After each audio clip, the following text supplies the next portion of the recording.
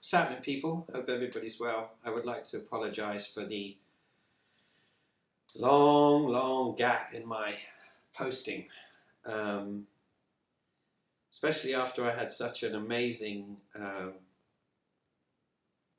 expanding trip that has very much changed my outlook on a lot of things, and I'm very grateful of that experience.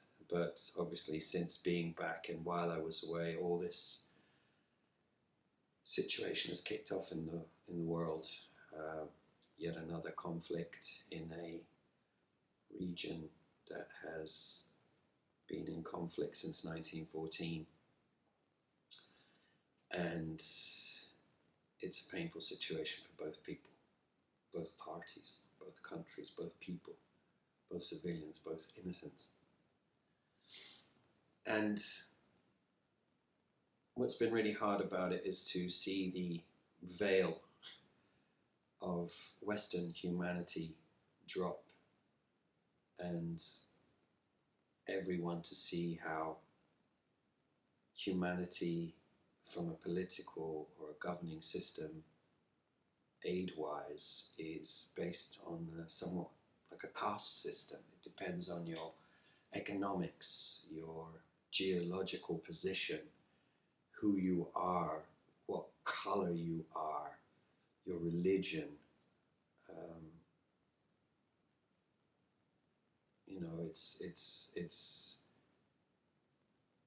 It's something that I've always known, but it's good to. I mean, if it is, at least you know, and it's exposing a lot of these things that are going on, exposing systems that are archaic and don't really have any gameplay. And from top to bottom, our media uses language that doesn't help anybody. The lack of miseducation of what is really going on in that region, or what has been going on in that region, let alone where else in the world. Sudan, Congo. There's so much going on right now, and no one really wants to help. There's no major gain here. So I've been talking a lot, listening a lot, mostly to a lot of young people who are really frustrated and angry, and it's been quite painful. I've cried a lot. I think I've cried mostly from my sense of impotence. I don't know what I can do, and that frustrates me. And the people or the systems that can help seem to be as impotent as I am, and the governing systems, for want of a better description, don't seem to really give a fuck. Political systems are mostly concentrating on the time they are in power. They're not really thinking beyond that. And for me, any thought or discussion about anything otherwise is delusionary. There's very few politicians who really want to help, and they're demonizing. We have no heroes. I think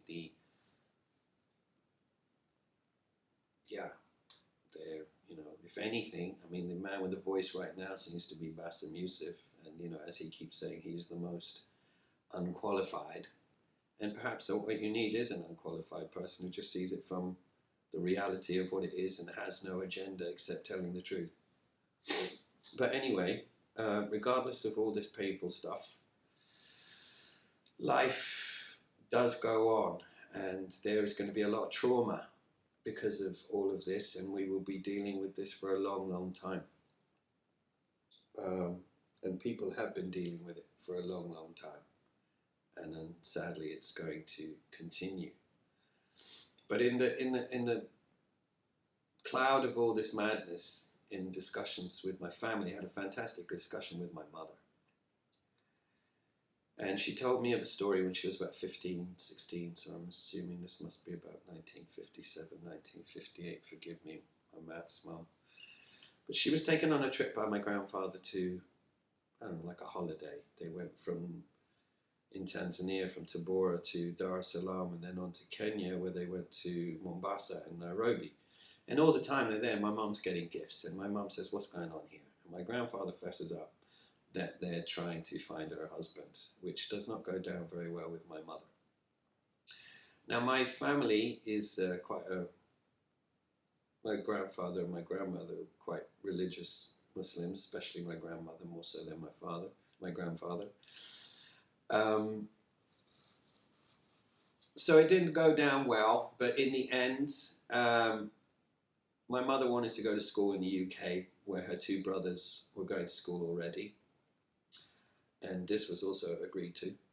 And before she was going, my grandfather had a conversation with her and said,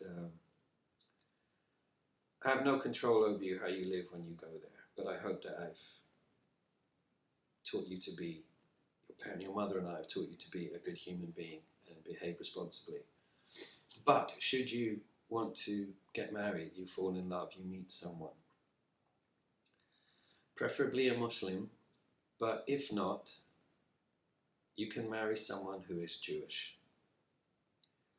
I was a little bit surprised hearing that from my grandfather and hearing it from my mother. And my mother was surprised, she said, when she heard it. But my grandfather's reasoning is that Muslims and Jews, we're from the same tribe. And based on that, he could totally live with that. And I thought that was such an amazing thing for him to say at that time. Things were very different then, of course. And, you know, I thought that was pretty spectacular of him. My mother had married a Muslim. They were together for 4 years, a little bit longer than that, I think. 4 years, maybe a little bit. Anyway, they divorced when I was 4. I don't recall when they get married. But my mum then married a Jewish man. The man who I call my father, the man I call my dad. He raised me, and he was from Flatbush in Brooklyn, and of German and Prussian Jewish descent. And so conversations about the Middle East were always very entertaining in my house. And especially as my sister and I got older and had more of an opinion and potentially weren't a little bit scared to say what was on our mind for fear of repercussions, but at least the conversations were there. My brother, who was born of my stepfather and my mother, used to call himself a Jewislim for a period of time, and was proof that the peace process worked. So, as much as I want there to be peace in the Middle East and everywhere, but as the great Kwame Ture said in the movie, I wish I knew the name of this movie, that you can have peace with occupation, but ultimately you need peace with liberation. And that's what all these people, the whole world needs peace and liberation. We need peace and to be free. And have people working for us. People, governments of the people, by the people, all that stuff. I don't think I said that right, but you know what I mean. So yeah, this is sadly probably going to get a lot worse than it before it gets better. And I feel for everyone. And I have no solutions, but I hope and I pray that we find one. And I hope we find one in my lifetime. That'd be amazing. Because it's building divides, it's building more animosity.